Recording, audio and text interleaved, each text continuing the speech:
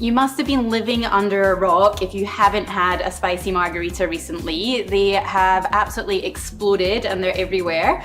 And with tequila, spice, sweet and sour, it's pretty obvious why. So here's a nice, easy recipe to try at home and spice up your life. I'm gonna go 1 full jalapeno, so that can just get sliced up and popped in.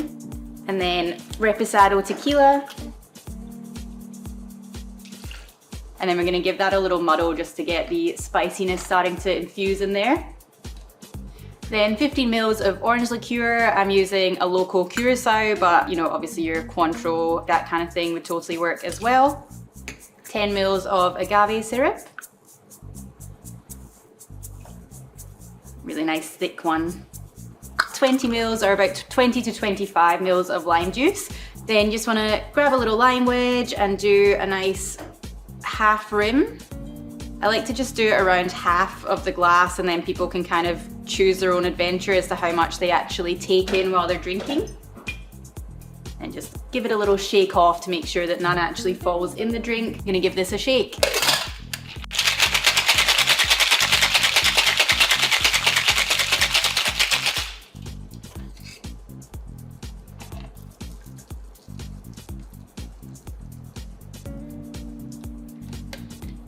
So here we have a lovely spicy margarita.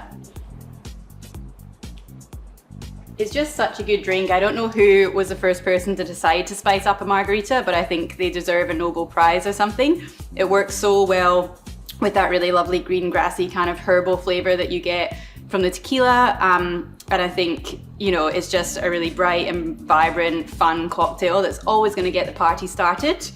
So spicy margarita. So now you know.